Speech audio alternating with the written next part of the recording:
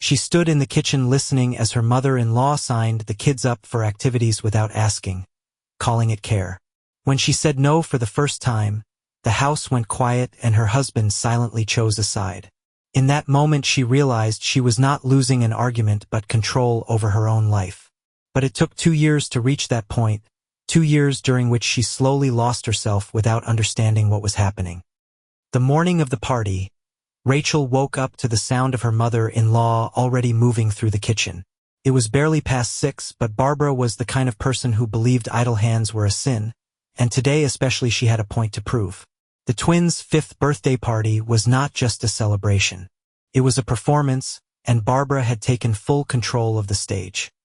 Rachel lay in bed for a moment, listening to the clatter of dishes and the low murmur of Barbara's voice on the phone. She was probably talking to one of her sisters, recounting the menu, the guest list, the decorations she de-ordered without consulting Rachel.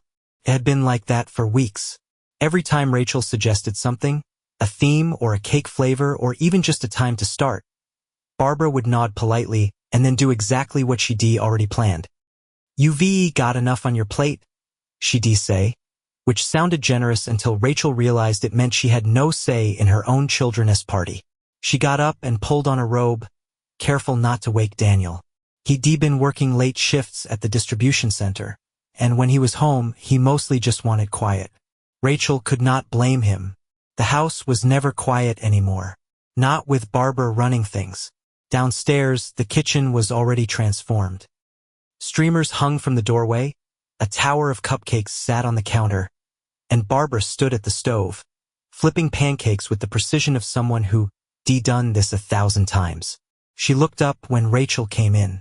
"Oh good, you re-up. I was gonna let you sleep, but we need to go over the schedule.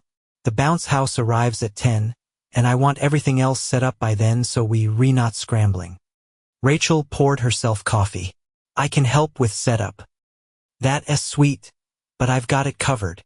Your cousin Sarah's coming early, and my sister Jean will be here by 9. You just focus on getting the kids ready. And maybe yourself." Barbara glanced at Rachel's robe, her expression neutral but pointed. "People will start arriving at 11. Rachel felt the familiar tightness in her chest, the one that came whenever Barbara spoke to her like she was a teenager who needed supervision. She wanted to say something, to push back, but the words never came out right. Barbara was not cruel. She was just involved. And Rachel had learned that objecting only led to a conversation about how Barbara was trying to help, how she only wanted the best for the twins, how Rachel should be grateful to have someone who cared so much. So Rachel nodded and took her coffee upstairs. By the time she got the twins dressed and came back down, the house was full of people. Barbara's sisters, a few neighbors, parents from the twins' preschool. The backyard had been turned into a carnival, complete with the bounce house, a face painting station, and a table piled high with gifts. Rachel stood at the edge of it all, holding her coffee and trying to figure out where she fit. Barbara was in the center, directing traffic, greeting guests, showing off the setup like it was her own creation. Which, in a way, it was. Rachel had picked out the twins' outfits and signed the birthday cards, but everything else, the planning, the execution, the vision, that was all Barbara. One of the preschool moms, a woman named Karen, came over with a smile. "This is amazing. You must have been planning for months." Rachel opened her mouth to respond, but Barbara was already there, sliding an arm around Rachel's shoulders. "Oh, we worked on it together, did not we? Though I have to say, Rachel has been so overwhelmed lately. I told her to just let me handle the details. That's what grandmas are for, right?" Karen laughed, but there was something in her eyes. Sympathy, maybe, or pity. Rachel felt her face flush. She forced a smile and excused herself to check on the twins, who were already running wild with the other kids. The party moved along in a blur. Cake, presents, games. Rachel tried to stay close to the twins, to be part of the moments that mattered, but every time she turned around, Barbara was there first, wiping their faces, opening gifts on their behalf, posing for photos with them while Rachel stood to the side. It was not until the piñata that things shifted. The twins had been taking turns swinging at it, and when her son, Tyler, finally broke it open, candy scattered everywhere. The kids swarmed, grabbing handfuls, and in the chaos, Tyler got pushed and fell. He was not hurt, just startled, and Rachel was already moving toward him when Barbara swooped in. "Oh, sweetheart, come here," Barbara said, pulling Tyler into her arms. She turned to the other parents, her voice loud enough for everyone to hear. "This is why I always say kids need supervision during these things. Someone could have really gotten hurt." Rachel stopped mid-step. The comment hung in the air, pointed and sharp. She looked around and saw the other parents watching. A few looked away. Karen gave her a small, uncomfortable smile. Rachel's throat tightened. She walked over and reached for Tyler. "Yes, okay. I've got him." Barbara did not let go right away. "Are you sure?" He's still upset. "I'm sure." Rachel's voice came out harder than she meant it to. Tyler squirmed, reaching for her, and finally Barbara released him. Rachel held him close, feeling his small body relax against her, but the damage was done. She could feel the eyes on her, the silent judgment, the question no one would ask out loud. Why does the grandmother have to step in? The rest of the party passed in a haze. Rachel stayed with the twins, but the joy had drained out of it. When the last guest left and Barbara started cleaning up, Rachel took the twins inside and put them down for a nap. Then she sat on the edge of the bed in her room, staring at the wall. Daniel came in a few minutes later. "Hey, party looked great. Your mom planned it." "I know. She told me." He sat down next to her, loosening his tie. "She really went all out." Rachel did not respond. Daniel glanced at her, then sighed. "What's wrong?" "Nothing." "Rachel." She looked at him. "Do you think I'm a good mom?" Daniel frowned. "What? Of course. Why would you even ask that?" "Because your mother acts like I ca not handle anything, and you let her. She's just trying to help." "No," Rachel said, her voice cracking. "She's trying to take over. And I do not know how to stop it without looking like the bad guy." Daniel was quiet for a moment. Then he reached over and squeezed her hand. "You're not the bad guy. And my mom's not either. She's used to being in charge. That's how she is. But she loves you. She loves the kids." Rachel pulled her hand away. "That's not the point." "Then what is the point?" She did not have an answer. Or maybe she did, but saying it out loud felt too big, too dangerous. So she just shook her head and lay down, turning away from him. Daniel left the room. Downstairs, Rachel could hear Barbara's voice, cheerful and bright, telling Daniel what a wonderful day it had been. And Rachel closed her eyes and wondered how much longer she could keep pretending everything was fine. The week after the party, things went back to normal, which meant Barbara stayed in charge and Rachel stayed quiet. Barbara had moved in 2 years ago, after her husband died. It was supposed to be temporary, just until she figured out what to do with the house she shared with Daniel's father. But the house never sold, or maybe she never really tried to sell it, and eventually everyone stopped talking about her leaving. Now she lived in the downstairs guest room, and the arrangement had settled into something permanent. Most days, Rachel told herself it was not so bad. Barbara cooked dinner, helped with the twins, kept the house cleaner than Rachel ever could. And Daniel worked long hours, so having another adult around made sense. It was practical. It was helpful. Except that lately, Rachel had started to notice the ways Barbara's help came with conditions. Like the morning Barbara rearranged the twins' closet without asking, sorting their clothes by season and color, then told Rachel she'd been letting things get out of hand. Or the time Rachel tried to take the twins to the library for story hour, and Barbara insisted on coming along because you never know what kind of people show up to those things. Or the comments, always delivered with a smile, about how Rachel looked tired, or how she ought to try a different brand of laundry detergent, or how it was important not to let kids eat too much sugar because we do not want them ending up with behavioral issues. Rachel had started avoiding conversations. She'd nod, agree, move on. It was easier than arguing. Arguing with Barbara meant being told she was overreacting, or worse, being reminded that Barbara had raised 3 kids and knew what she was doing.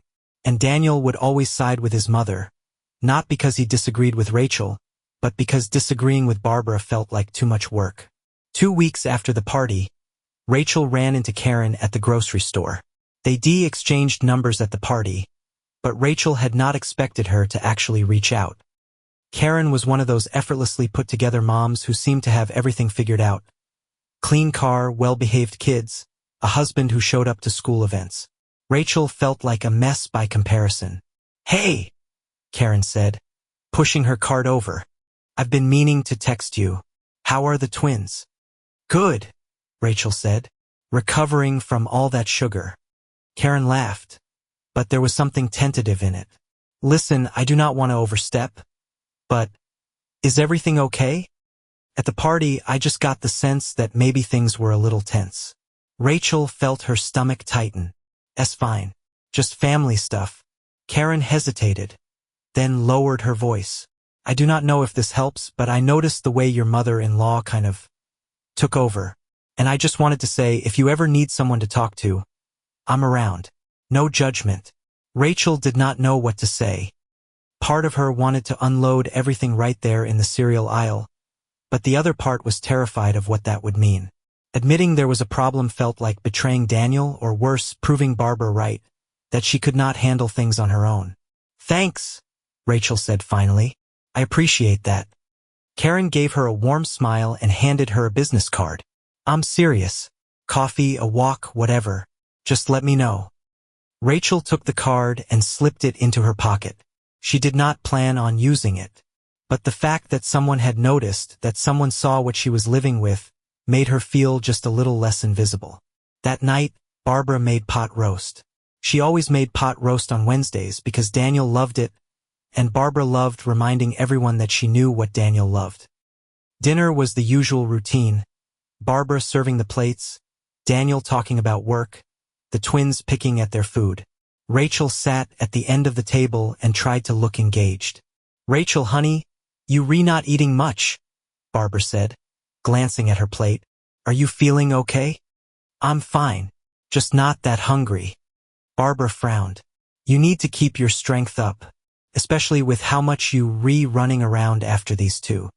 She nodded at the twins. "They at that age where they need constant attention.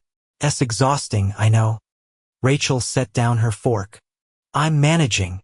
"Of course you are," Barbara said, her tone light but pointed. "But it would not hurt to take better care of yourself. You've been looking a little run down lately." Daniel glanced up from his plate. "Mom, she's fine." "I'm just saying," Barbara continued, "when I had young kids, I made sure to get enough sleep, eat properly, all of that. It makes a difference. You see, not pour from an empty cup, Rachel." Rachel felt her jaw tighten. She wanted to snap back, to say something sharp, but the twins were right there, and she did not want to start a fight in front of them. So she nodded and went back to pushing food around her plate.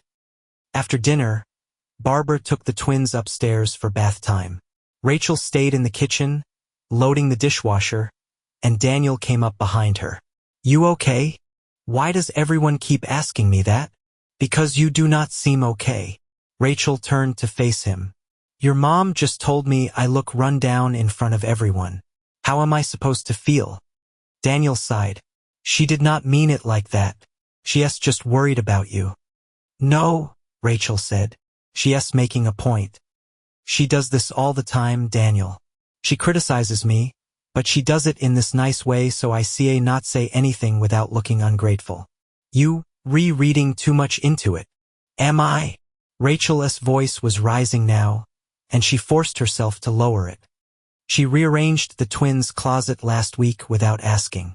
She told Karen at the party that I was overwhelmed, like I could not handle planning a birthday. She takes over everything and you act like it's normal. Daniel rubbed his face. She's trying to help. That is all she has ever done. And yeah, maybe she is a little overbearing sometimes, but she is not doing it to hurt you. Then why does it feel like she is? Daniel did not have an answer for that. He looked at her for a long moment, then shook his head. "I do not want to do this right now. I'm tired, you stressed, and we not going to solve anything by fighting." He walked out of the kitchen, and Rachel stood there alone, her hands gripping the edge of the counter. Upstairs, she could hear Barbara's voice, cheerful and sing-song, as she got the twins ready for bed. Rachel's kids. Her responsibility. But somehow it felt like Barbara was the one in charge. The next morning, Rachel found the business card Karen had given her. She stared at it for a long time, then pulled out her phone and typed a message. "Hi, it's Rachel. Would you want to grab coffee sometime?" The response came almost immediately. "Absolutely. How's tomorrow?" Rachel hesitated, then typed back, "Tomorrow works." She did not tell Daniel. She did not tell Barbara. She just needed someone to talk to who was not part of this house, this life, this suffocating routine that had started to feel like a trap. Rachel met Karen at a coffee shop 3 blocks from the house, far enough that she would not run into anyone from Barbara's circle. She told Barbara she had errands to run, which was technically true, though the errand was really just this, sitting across from someone who might understand. Karen arrived right on time, ordered a latte, and settled into the chair across from Rachel with an easy smile. "Thanks for reaching out. I was not sure if you would." "I was not sure either," Rachel admitted. They made small talk for a few minutes, kids, weather, the chaos of kindergarten prep. But eventually Karen leaned forward, her expression softer. "So, how are things really?" Rachel hesitated. She rehearsed this conversation in her head a dozen times, but now that she was here, the words felt stuck. "It's hard to explain." "Try me." Rachel took a breath. "My mother-in-law lives with us. She moved in after her husband died, and it was supposed to be temporary, but now it's been 2 years, and she is involved in everything. The twins, the house, my marriage. I feel like I'm living in her house, not mine. And every time I try to say something, I end up feeling like I'm being ungrateful or dramatic." Karen nodded slowly. "Does she criticize you?" "Not directly. It's more like she makes suggestions, or points out things I'm doing wrong, but in a way that sounds helpful. Like at the party, when she told everyone I was overwhelmed. Or the other night at dinner, when she said I looked run down and needed to take better care of myself. It's always framed as concern, so if I get upset, I'm the one who looks bad." "That's tough," Karen said, "because it puts you in a position where you not defend yourself without seeming defensive." "Exactly." Rachel felt a wave of relief at being understood. "And my husband does not see it. He thinks she's just trying to help. He grew up with her running everything, so to him this is normal. But it does not feel normal to me. Feels like she's taking over my life." Karen was quiet for a moment, stirring her coffee. Then she said, "Can I tell you something? Please. I went through something similar, not with a mother-in-law but with my own mom. After I had my first kid, she started showing up all the time. She'd rearrange my kitchen, tell me I was doing things wrong, make comments about how I looked or how the house looked. And my husband did not get it because to him it was just my mom being helpful. But it was not help. It was control." Rachel leaned forward. "What did you do?" "I set boundaries. And it was hard because she acted like I was being cruel. But I had to or I was going to lose my mind. The thing is, people like that, they not trying to hurt you. They genuinely believe they helping. But that does not mean you have to accept it. How do you set boundaries with someone who lives in your house?" Karen grimaced. "That's the hard part. You either have to get her to leave or you have to establish really clear rules about what she can and not do. And both of those things are going to cause conflict. But the question is, can you keep living like this?" Rachel looked down at her coffee. "I do not know. I keep telling myself it's not that bad. That I should be grateful she's here, helping with the kids. But then I have days where I feel like I'm disappearing. Like I'm not even the mom anymore. I'm just the person who lives here." "That's not sustainable," Karen said gently. "And it's not fair to you." Rachel felt tears prick at her eyes. She blinked them back. "I'm scared that if I say something, it'll blow up. My husband will choose his mom. The twins will get caught in the middle. And everyone will think I'm the problem." Karen reached across the table and squeezed her hand. "You not the problem. You allowed to want your own life. They talked for another hour. Karen shared stories about her own struggles, the fights she had with her mom, the way she eventually carved out space for herself. It was not a perfect solution, but it was something. And for the first time in months, Rachel felt like maybe she was not crazy. Maybe the problem was not her. When she got home, Barbara was in the kitchen making lunch. The twins were at the table coloring. "Oh, good. You're back," Barbara said. "I was just about to call you. I signed the twins up for soccer this fall. The registration deadline is next week, and I did not want us to miss it." Rachel set down her purse. "You signed them up?" "Yes. It is a great program, very well organized. They'll love it. I was planning to look into activities with Daniel. We have not decided anything yet." Barbara waved a hand. "Well, now it is done. One less thing for you to worry about." Rachel felt something snap inside her. "I did not ask you to do that." Barbara looked up, surprised. "I was just trying to help." "I know, but they my kids, Barbara. I should be the one making those decisions." The room went quiet. The twins stopped coloring and looked up. Barbara's expression shifted, hurt creeping into her eyes. "I did not realize you felt that way. I thought we were all on the same team here." "We are," Rachel said, forcing herself to stay calm. "But that does not mean you get to make decisions without talking to me first." Barbara set down the dish towel she'd been holding. "You're right. I should have asked. I just thought—" She paused, her voice tightening. "I've been trying so hard to support you, Rachel, to make things easier. And I feel like no matter what I do, it's wrong." Rachel felt the familiar guilt creeping in, but she pushed it back.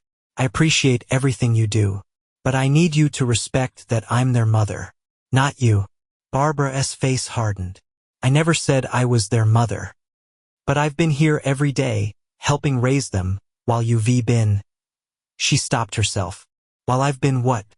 Barbara did not answer. She turned back to the counter, her shoulders stiff. "Forget it. I'll cancel the registration if that's what you want." "That's not what I want. I just want you to ask me before you do things like this." Barbara did not respond. She started wiping down the counter, her movements sharp and quick. Rachel stood there for a moment, then left the kitchen. Upstairs, she sat on the edge of the bed and tried to steady her breathing. She'd done it. She said something. But instead of feeling relief, she just felt worse. That night, Daniel came home late. He found Rachel in the bedroom, and she could tell from his expression that Barbara had already talked to him. "Mom said you two had a fight." "It was not a fight. I just asked her to check with me before making decisions about the twins. She was trying to help." "I know, but that does not mean she gets to do whatever she wants." Daniel sat down heavily. "Rachel, she has been crying all afternoon. She thinks you do not want her here." "That's not what I said. But that's how she feels. And honestly, I do not know what you expect me to do." "Yes, my mom. She lives here. We not just kick her out." "I'm not asking you to kick her out. I'm asking you to back me up." Daniel rubbed his face. "I'm tired, Rachel. I work all day, I come home, and there's always something. Can we not do this right now?" Rachel stared at him. "When do you want to do it? Because this has been going on for 2 years, and it's only getting worse." Daniel did not answer. He just stood up and left the room. Rachel lay back on the bed and stared at the ceiling, feeling the weight of it all pressing down on her. She tried to set a boundary, and it had only made things worse. Now Barbara was hurt, Daniel was frustrated, and Rachel was left wondering if she made a terrible mistake. But when she closed her eyes, she heard Karen's voice. "You allowed to want your own life." And for the first time, Rachel let herself believe it might be true. The tension in the house lasted for days. Barbara stopped making dinner. She stayed in her room most of the time, only coming out when the twins needed something. When she did interact with Rachel, her tone was polite but cold, the kind of politeness that felt like punishment. Daniel tried to stay neutral, but his silence said everything. He thought Rachel had overreacted. He thought she'd hurt his mother for no good reason. Rachel started doing things she'd stopped doing months ago. Cooking meals, organizing the twins' schedules, handling bedtime on her own. It was exhausting, but it also felt like reclaiming something. For the first time in a long time, she was making decisions without waiting for Barbara's approval. But the guilt was relentless. Every time she saw Barbara's closed door or heard her quiet voice on the phone with one of her sisters, Rachel wondered if she had been too harsh. Maybe Barbara really had been trying to help. Maybe Rachel was the problem after all. A week after the fight, Karen invited Rachel over for coffee again. This time, they sat in Karen's backyard while their kids played. Rachel told her everything. The fight, the silent treatment, Daniel's refusal to take sides. He keeps saying I'm making things harder than they need to be, Rachel said. Like if I just let it go, everything would be fine. But it would not be fine, Karen said. It would just go back to the way it was. And you'd still be miserable. I do not know if I can do this. The more I push back, the worse it gets. And I'm starting to think maybe I should just give up. Karen shook her head. You see, not give up. Because if you do, you re-teaching your kids that it's okay to let people control you. Is that what you want them to learn? Rachel looked over at the twins, who were running through the sprinkler with Karen's daughter. They looked so happy, so free. She thought about what kind of mother she wanted to be for them. Not someone who disappeared into the background. Not someone who let other people make all the decisions. No, Rachel said quietly, that's not what I want. Then you have to keep going, even if it's hard. That night, Rachel tried to talk to Daniel again. She found him in the garage working on something in the dim light. Can we talk? He did not look up. About what? About us. About your mom. About what happens next. Daniel set down his tools and turned to face her. What do you want me to say, Rachel? You made your point. You set your boundary. And now my mom's miserable and I'm stuck in the middle. I'm not trying to make her miserable. I'm just trying to have a say in my own life. You do have a say. You've always had a say. No, I have not. Your mom makes the decisions, and you expect me to go along with them. And when I do not, I'm the bad guy. Daniel crossed his arms. You want her gone. Just say it. Rachel took a breath. I do not want her gone. But I see not keep living like this. I need space. I need to be the one raising our kids, not her. She is raising our kids. She has been here for them every single day. You think you can just erase that? I'm not trying to erase it. I'm trying to be their mother. Daniel shook his head. You know what? I do not even know what you want anymore. You never happy. Nothing is ever good enough. The words hit like a slap. Rachel felt tears sting her eyes, but she forced herself to stay steady. That is not fair. Is not it? Daniel's voice was rising now. My mom moved in to help us. She gave up her own life to be here. And all you do is complain about it. Because it's not help, Daniel. It's control. And I'm drowning.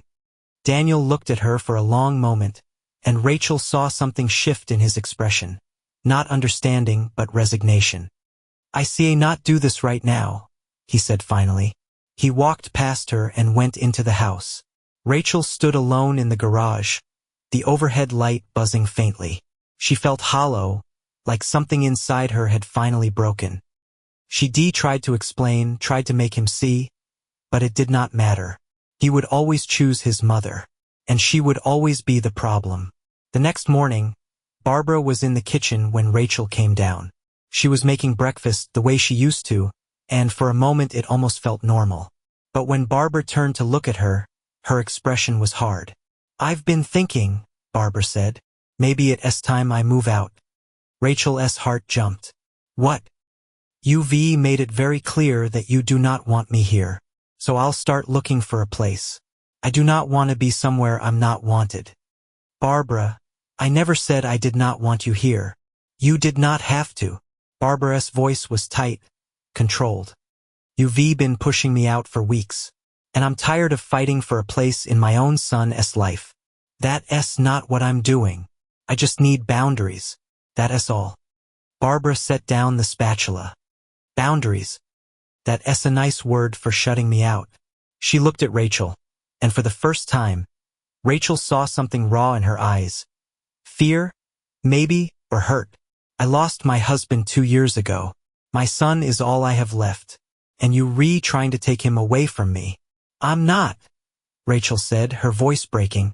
I'm just trying to be a mother to my own children. And what am I then? Nothing? Rachel did not know how to answer that. They stood there in silence, and then Barbara walked out of the kitchen. A few minutes later, Rachel heard her door close. That afternoon, Rachel called Karen. She did not know what else to do. Karen listened as Rachel explained what had happened. And when Rachel finished, Karen said, "You need to decide what you willing to lose, because this is not going to resolve itself. Either you stand your ground and deal with the fallout, or you back down and keep living the way you have been. There's no middle option here." "What if I lose everything?"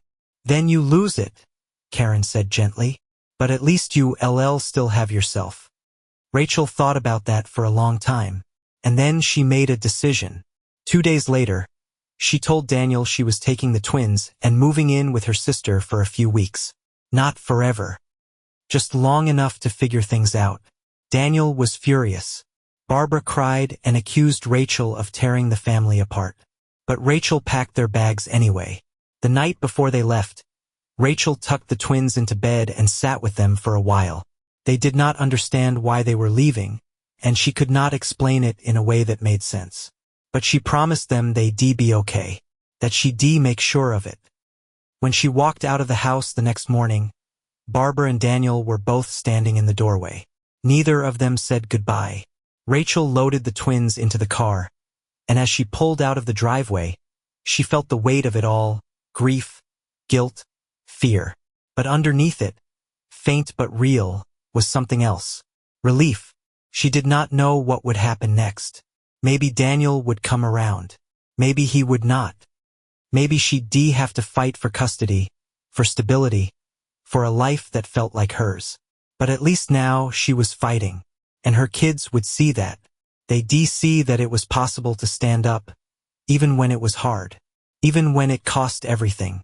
Rachel drove away from the house, the twins quiet in the back seat, and for the first time in years, she felt like she could breathe.